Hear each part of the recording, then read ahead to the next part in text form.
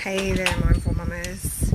So I had one of our beautiful members, Kay Marie, last night put up a perfect post on little people and big feelings, and just witnessing the response to her seek for advice from all of our mindful mamas was absolutely priceless. So thank you to every single woman who reached out and just shared what was on her heart and in her mind in the way of helping out with our little people when they're having tantrums, or I guess, as Kay said, they're being strong-willed, yeah, or growing in their independence. And so I don't know about you, but like for me, and obviously for Kay too, and many other mamas, when our kids have big feelings, it kind of it can trigger a response in us as well, yeah. And I kind of label that as energies are contagious. Sometimes when our kids are losing it, we tend to lose it really quickly too. And then, you know, if we end up saying or doing things that we don't really feel are in alignment with our parenting and what we really want to be doing as parents, it can leave us feeling really guilty or angry or impatient or upset with ourselves, yeah. But I guess there's no such thing as a perfect parent. It doesn't exist. And I love that so many people could relate to what was written in that post. We are definitely not in the boat alone, us mamas. It's like a collective experience, this parenting gig. If one of us is experiencing it with our children, I'm pretty sure most of us have either been through it or have that yet to come. So please keep sharing and reaching out in the space and ask for advice, or, you know, share your opinion and your wisdom as you see fit, because this is what our group is all about, yeah, us mindful mamas pulling together and knowing we're not in the boat alone, because sometimes whatever's going on in our parenting can feel really overwhelming, and it can feel like stressful and just like we don't know what to do next and how do we navigate this big thing that's going on. So I guess I felt inspired to speak today in a live video, just pulling together a few little ideas about ways to manage big feelings for our children, or with our children, I should say. But first I thought I'd just, and I'm sure everybody is very well aware of where their children are at developmentally, but just reminding everybody the importance of the 0 to 3 years.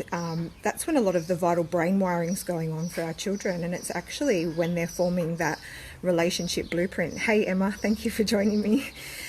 So the way we react or respond to our children is actually forming vital connections in their brain that kind of sets their attachment style or their way they navigate relationships for a long time to come. And yes, that is something that we can change, I guess, as adults, because neuroplasticity exists and we can learn new ways of relating. But for our children, they won't really have that cognitive ability to, or, you know, the self-reflection skills yet to change that at a young age. So the way you are interacting with your children on a day-to-day basis is actually teaching them whether, you know, you will meet their needs and respond to whatever cues they are giving you, but also whether the world is a safe and consistent and predictable place, and whether their needs are going to get met. So I pulled some information from one of my favourite websites that I used to access as a child and family support worker, called the Raising Children Network. And it just reminded me, of course, of the importance of relationships and play in those vital early years, yeah? Play is children's language. So the more that we as mamas can get on the floor and engage with our children in playtime, it's really going to help build that strong foundation in relationship with them, so that when they are bigger and teenagers, they're more likely to come back to us as their lighthouse and check in with us about whatever's going on for them in their world. I guess that 1 and 2 year old developmental milestones, you know, biting can be going on, tantrums can be going on, separation anxiety can be surfacing, and bedtime is actually a time when children need to separate from their parents. It's kind of scary when you are going to go to sleep, and sleep is a bit of a strange concept for little people, and it's that letting go of mum or dad just long enough to drift off to sleep. And I don't know about you guys, but sometimes even my teenagers still want me to sit on their beds with them as they drift off to sleep, just so they know somebody's there and that they're not all by themselves. Little people also, you know, 2-year-olds are developing their language and their social and emotional skills. So again, that importance of how they connect with us in relationship is so paramount at this time. They're still mastering new skills over their bodies and how to use their fine motor and their gross motor skills. So often that feeling of frustration and annoyance when they're trying to, gain mastery over a new skill, but not quite able to do it yet, can lead to those tantrums and big meltdowns. So, Circle of Security talks about giving children just enough help so that they can do it themselves, but not coming in and rescuing and taking over. And it's a fine line, I guess, for us mamas. Sometimes we're busy and it's quicker and easier if we just do it for them. But they may be getting annoyed by us just taking over and doing it for them if they're trying to practice these skills too at that young age. So one of the one-liners I like to use when I used to do parenting groups was that we can't actually help our children find it when we're losing it.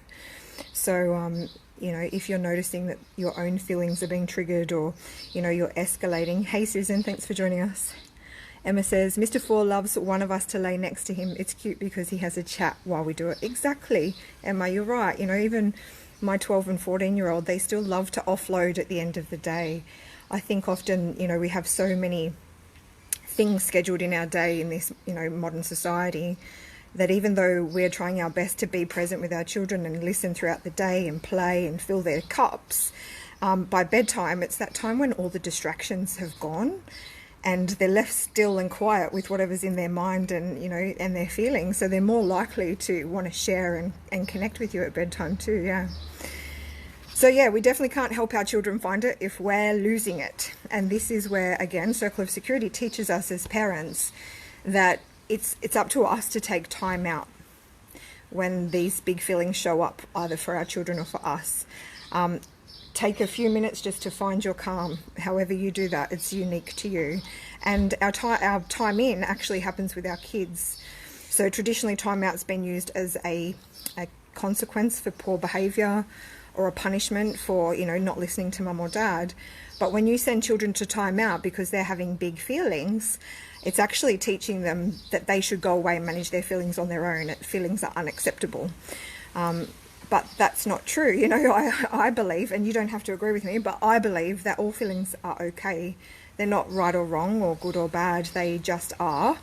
And our children actually need to have us there with them as adults to help them co-regulation happen. So co-regulation is a textbook term for you're in your calm, and when you're with your child who may be having big feelings, because your calming presence is there, you're teaching them how to self-regulate. So Emma says, oh, I like that. I think of that next time I'm losing my cool. Yeah, thanks. I'm glad that something I'm saying is helping someone. So yeah, co-regulation is it's a must-do in parenting young children. I think, if you want your child to grow up and understand their inner world and that feelings and thoughts are okay, then they need to have you role model that for them and show them that even though we might be feeling really agitated and have these sensations flooding our bodies that feel like confusing and overwhelming and they're stressing us out, it's not a scary thing. We can work through it together. And I'll show you how it's done, right? Because I'm the adult and I'm the parent. And so just remembering too that we are that secure base and safe haven for our children. So they need to know that we are there and we're going to be consistent in our responses to their big feelings. And whatever goes on is predictable, because that's what creates those feelings of safety and connection and belonging. The other big tip I love is from a guy called Dan Siegel. He's actually a neuroscientist, but he teaches parenting skills in a beautiful, succinct and unique way. And this is a one-liner I've kept in my head for years, and I love it. And it helps heaps. So he says, it's connect and then redirect. So often as mums, when our kids are losing it and they've got these big feelings going on and we're getting triggered, we want to shut it down. We want it to stop and it doesn't feel good, and we want to fix it and we want to push them to feel okay again. And, you know, we just want that to end, the meltdown, right? But in trying to get it to stop, or, you know, changing the behavior, it actually prolongs it, and this, it escalates it, and we get agitated together, you know, and we end up exploding. But if we connect first with their feelings and validate them and listen to them and honor them, and, you know, say something like, yeah, I get it, Mummy knows you're sad, or I can see you're really angry right now, it's okay to feel angry. Yeah, so connect first. It's your right brain connecting to their right brain, and that's when co-regulation's happening. You're showing them that you understand their inner world, and that it's safe and okay to have those feelings. And once you've connected first with those feelings, you'll find that their arousal level will soothe. And then we can go to redirecting the behavior, okay? So most children will not be able to change their behavior first. It will be that they need soothing of their feelings. And Circle of Security's term for this is being with. It's just simply sitting with and being with whatever feeling is there. Susan says, my daughter cries when she sees other person cry. That's right, energies are contagious, and she cries because she knows what it's like to feel sad, right? And so clearly she's a beautiful, sensitive little being, and you've taught her what sadness means. And that's the other big thing we as mamas should be, you know, I guess modeling and teaching our children is emotional literacy. So whenever possible, labeling those feelings, or even asking open-ended questions of your children. What is it you're feeling right now? Or are you feeling sad? Do you feel like you need to cry when you're sad? And just helping them kind of understand and make sense of all of that spectrum of feelings and emotions that we have as human beings. So yeah, I did write some of my best tips that I have used as a mama myself in this situation when big feelings are arising. And I know there was so many beautiful, perfect tips in the responses from the other mamas. So thanks again for that. Beautiful women stepping up and sharing your wisdom. So my first tip is to definitely reduce any stress for your children or yourself, because yes, they are attuned to us as much as we are to them. And so if we're feeling it, they're feeling it too, right? Make sure they're not hungry, because, you know, we all get the hangries, as they say. And clearly if kids are overtired, it's going to be harder for them to manage their feelings and emotions. So reduce stress, hunger and tiredness. Tuning into those feelings, like I said, connect first with the feeling. And just, I guess, in doing so, we are increasing that emotional literacy and understanding for themselves. But also just letting them know that it's safe and okay to have feelings. They are a bit scary and overwhelming at times, but Mummy gets it. Third one, identify and plan ahead. So if you know what your children's triggers are, or when they're more likely to be having meltdowns, like shopping centre, you know, put your hand up if your kids are toddlers or whatever, and, you know, they want the thing at the shopping centre, and when you say no, it's like the throw yourself on the floor moment and kick your legs around, or whatever, you know. Plan ahead. Have a toy in your bag already from home. Have, I don't know, a cucumber to chew on, whatever. Find out what works for you and your bubba and do that, right? And also, yeah, that consistent, calm and predictable response. It's really easy to react to our children when we find ourselves agitated, ourselves like impatient or annoyed, or feeling like, you know, I know as a single mum, I can totally relate. Someone said at the end of the day, that's your you time. You know, you've been go, go, go, go, go all day long, and then all you want is the kids to just go to bed and fall asleep, so you can maybe catch half an hour, an hour to yourself before you are just dead on the lounge, or, you know, crawling into bed. But I guess they pick up on that and they feel it, and they're probably more likely to play up if you're rushing bedtime. So having a consistent and predictable routine at bedtime would be really great too. We do the reading in our house. I used to do it every day myself when they were little. Now it's just they go to bed and they read or journal themselves, because they're that bit bigger. So yeah, just finding out what's working for you and your children and sticking to that. And if it's not working, try something new. Yeah, shake it up a little and try a new approach.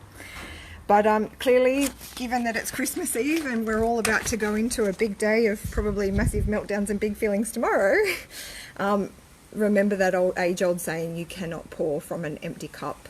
So, you know, if you're sleep deprived, if you're stressed, if your cup is running on empty, if you are overwhelmed, if you're overworked, if any of those things are going on in your world, it's going to be even harder to stay attuned to and be patient with your own children. So make sure you fill your tank. Take good care of yourselves always, every day, in as many ways as you can. Just put those little pockets in wherever possible. But I just want to send out a big Merry Christmas and Happy New Year to all of our beautiful mamas in this tribe. And thank you so much for everybody who responded to Kay's post. And yeah, I'm loving the engagement in here, and I do hope to hop on and do a few more lives and share some of the wisdom that I've accumulated in my time with my own children and with supporting other families. So thanks guys, take care and have a great day tomorrow.